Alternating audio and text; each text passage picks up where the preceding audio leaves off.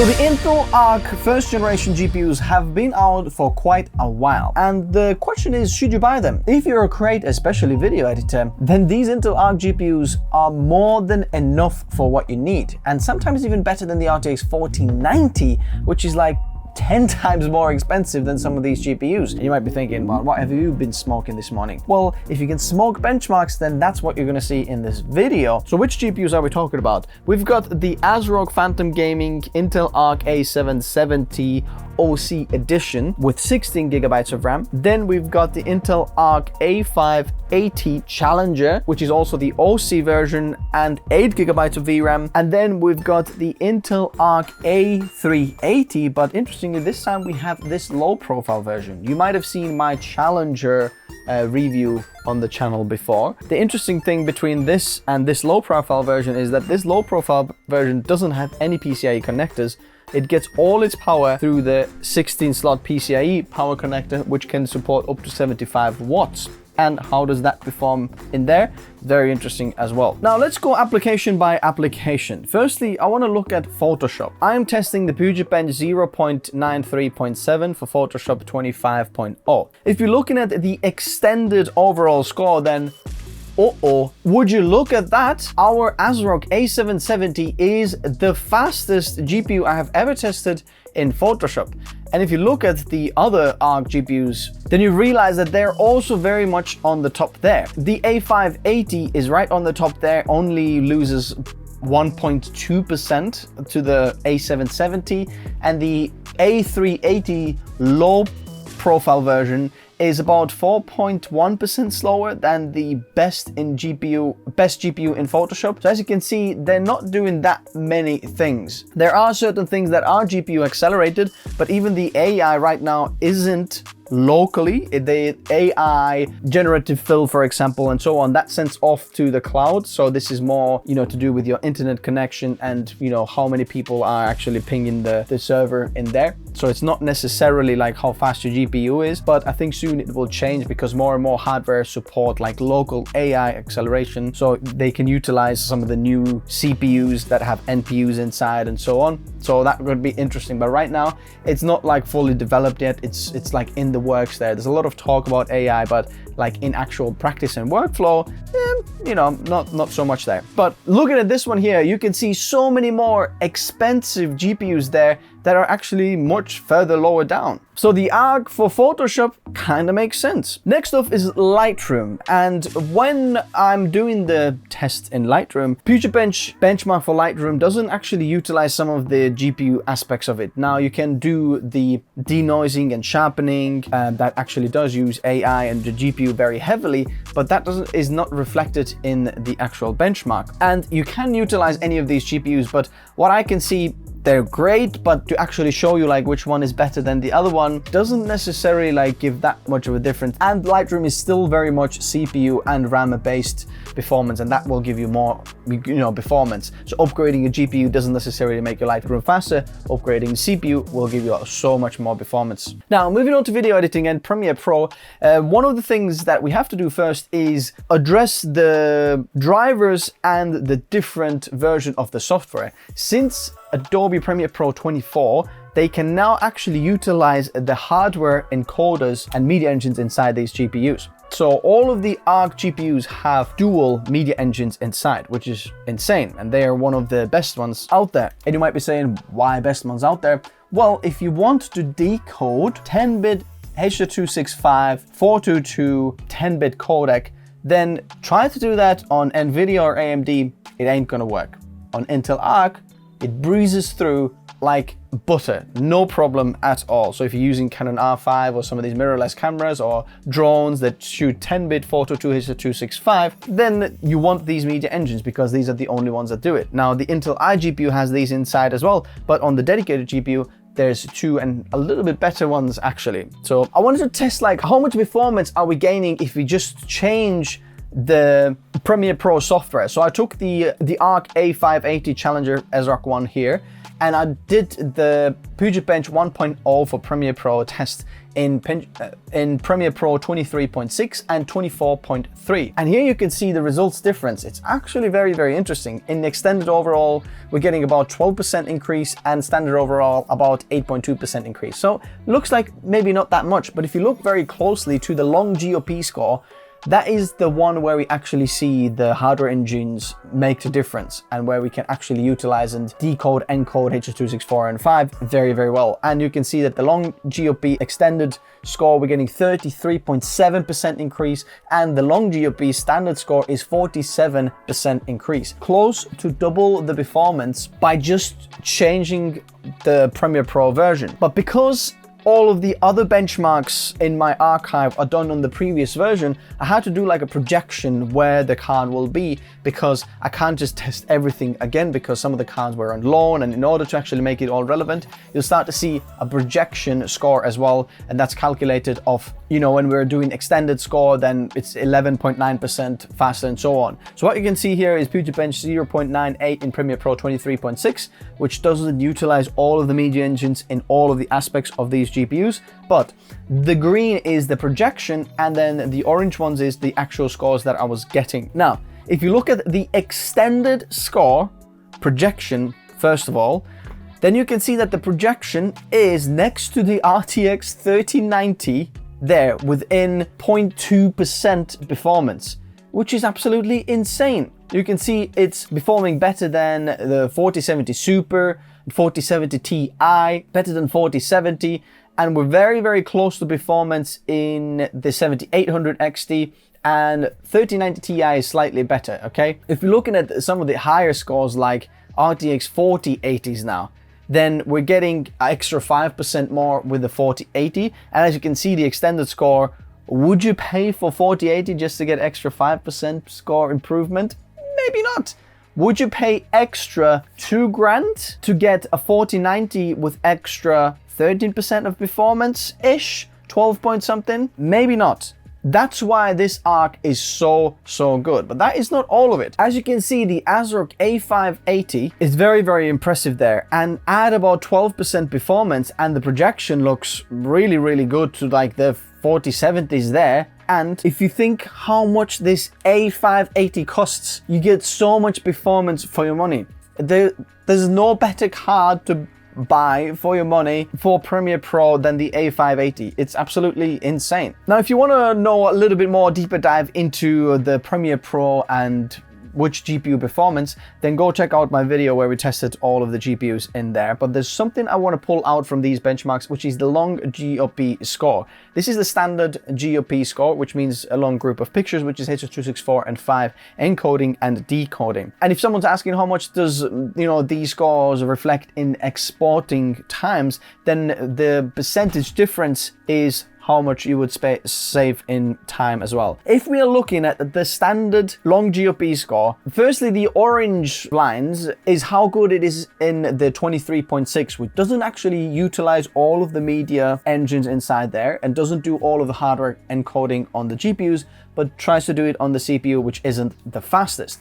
And you can see that we're kind of okay there, next to the 4060 Ti Pro Art, as you can see, slightly faster, which is still mighty impressive compared to the ARC A580, which is slightly faster than that, which is insane. Interestingly, the A580 is actually slightly faster than the A770, what I'm getting in here, long GOP scores, slightly faster there, but we're still competing with what this card was meant to be, like the 4060s and 4060 Ti's, which are much more expensive, by the way. But then, if we add in the projections for these cards, I mean, look at the green lines on the top now. So the A770 is right on the top there, and the A580 is the fastest card that I've ever tested. And as you can see, I've tested all of the latest Ryzen, latest AMD cards, and latest NVIDIA cards that are more than 10 times more expensive. This ASROCK A580 is killing it in H.264 and 5 codecs. It's absolutely insane. And the A770 is very much up there as well. Even though it doesn't look like this is the fastest card, the A770, the awesome thing is that this one has double the VRAM, which makes this card really, really good. If you're working with complex timelines, perhaps more than 4K editing footage, or your 8K H.264.5 codecs, then you need a little bit more than 8 gigabytes of VRAM, and that's where this A770 from ASROCK is absolutely insane performance. So as you can see, for long GOP H.264 and 5, it kind of makes no sense to get any other card than almost the A580 or the A770 if you have a little bit more complex timelines. Why spend more? Why spend 10 times more on the RTX 4090? Well, it kind of makes sense if you have other codecs in the mix as well, but perhaps in your workflow you're just using H.264 and 5. I mean, there's some really good news for you. Let's move on to After Effects. And here I put these cards through the benchmark again. But firstly, it's very important to notice that the actual worst card on After Effects, which I've tested so far, is the ASROCK A380. And the best one is the 3090 Ti. There is only 9.1% difference between the worst and the best card, which means that this benchmark doesn't really utilize that as much. For After Effects, the best bet is to get loads of RAM because you want to store loads of it, your timeline onto the RAM as you're doing the RAM caching and so on, and a fast single core CPU. And if you're doing a lot of rendering afterwards, you can use like lots of that as well. But the likes of i9 will give you a lot more performance than going from the A380 to A770, if that makes sense. But you might want to go with the A770 because of the more VRAM and better cooling and just better performance in there. Depends if you're doing a lot of H.264 and 5 playback in there, but if you're just working on effects, the GPUs don't matter as much in this particular benchmark. But still, the A770 is there in the middle of the pack, next to the 4070 Super, in fact a little bit faster, about the same as the 4060 Ti, slightly slower than the 4090 Asus TUF, which just shows, look, the ARC cards completely fine in After Effects as well. You can see on the bottom there, earlier versions of the ARC, I couldn't get to benchmark and they were crashing, but now with the driver updates, I'm getting some scores through, and that's completely fine now using it there. Moving on to DaVinci Resolve, that loves to use a lot of GPUs, and this is where it's maybe not as good as in Premiere Pro. I feel like DaVinci Resolve really needs to utilize the ARC a little bit more, but regardless, there are some good news. Firstly, the ARC tries to compete with the 4060 Ti. If you look at the Zotac 4060 Ti and 4060, they are right next to it. So we're roughly performing about the same as the 2060 Super, which is still holding strong in there actually. And then on the bottom pack there, the A770 looks very strong, but is not quite as good as the 4060 Ti 16 gigabytes from ProArt, what we tested there, is quite a bit faster. So the NVIDIA and AMD cards really in DaVinci Resolve perform a little better, but we're not saying that these are like bad cards. As you can see, we're getting the 4060 kind of 8 gigabyte performance, or the 4060 Ti 8 gigabyte performance on the A770, but double the VRAM, which is better at a much lower price point, which just shows that these are kind of make sense. It's just not as good of a boost as we see in like Premiere Pro, but DaVinci Resolve is still okay. So if you're looking at what 3D applications the ARC so far supports, V-Ray, Octane Bench, Redshift, We're only left with Blender for now, and the Blender performance is kind of okay. It's not anything amazing. If you're looking for the best Blender performance, the NVIDIA cards are so much better. But if you're looking at the ASROCK A770, you can see that we're a little bit better than the 7700 XT from AMD, and slightly slower than the 7800 XT from AMD as well, which are kind of like mid-range cards.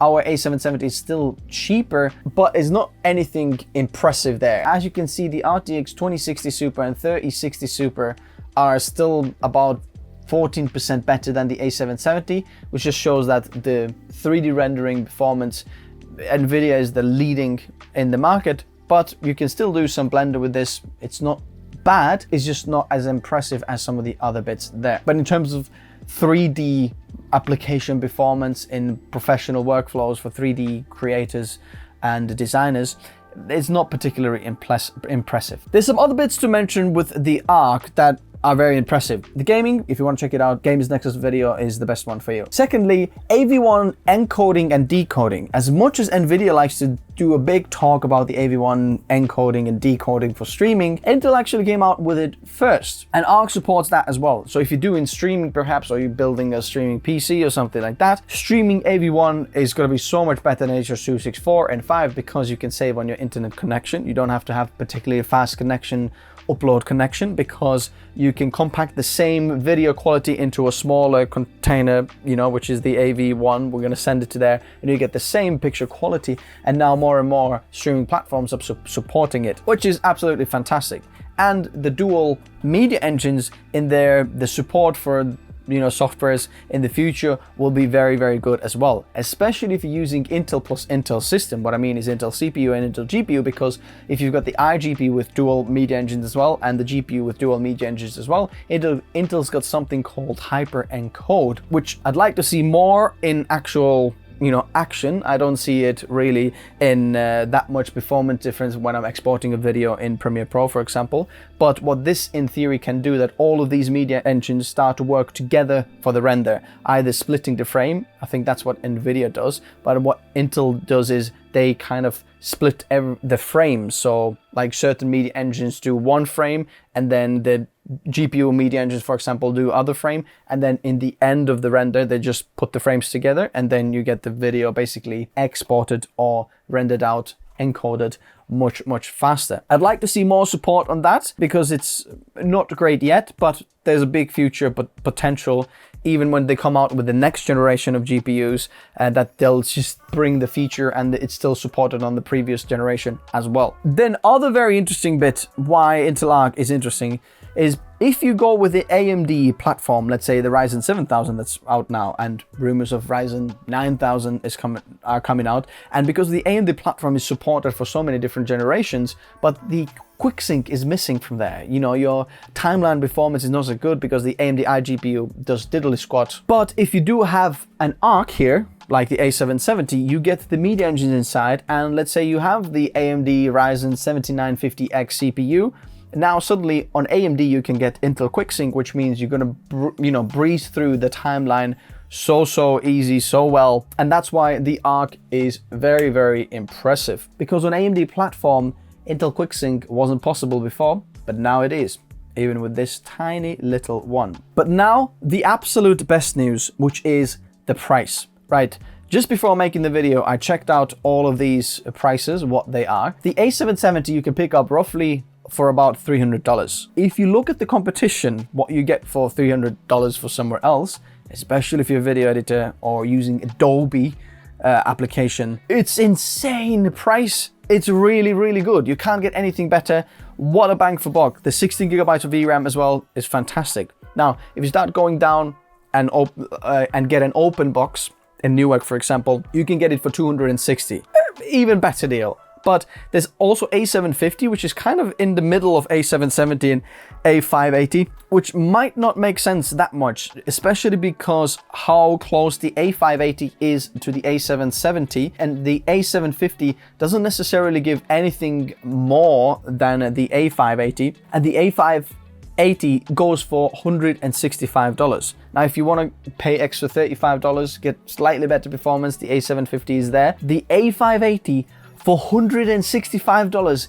When did you get a card for $165 that's able to encode, decode, export video, as well as an RTX 4090, in fact a little bit better in Premiere Pro than this $165 card? So for most people, if you just want to get started with video editing, the A580, it's an insane price point. Go have a look at that in the description below. And then we have the A380, the low profile version for mini PCs and something like that. If you want great like media engines and really cheap card, this is insane. Especially if you want AV1 encoding and decoding. I don't think there's another card that small that can offer that. So you might be asking, which card would you get? I'd say that if you're getting started and you maybe just want to build yourself the first PC, or you're doing a little bit of video editing, the A580 for $165, it's an insane GPU.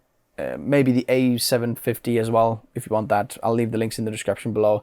These are like insane cards for the performance. But if you're doing a little bit more complex things, perhaps you've got more than one layer in your timeline and mixing codecs and resolutions and so on, then the A770 is a very impressive card because of the 16 gigs of VRAM and just more of GPU basically. You still get all the benefits of all the others, but just the 16 gigs of VRAM, that comes so useful when doing video editing. We can easily see 18 plus gigabytes used when we're editing these things. I had to choose one of these. I would choose the A770, especially because the price point isn't that bad at all and performs better than twice, 3 times, 4 times, 5 times the price of this card. So it's very hard to beat. So Intel Arc is not at all to be underestimated. It's a very good GPU and I'm very excited what's coming out next. And now we have the full lineup. I've got the A750 kind of missing here, which is in the description below. You can check that one out as well. But seriously impressive. And I want to say thanks to ASROCK for actually sponsoring this video, so I was able to talk to you about this one. And if you want to check these cards out, they're linked in the description below. Bye bye.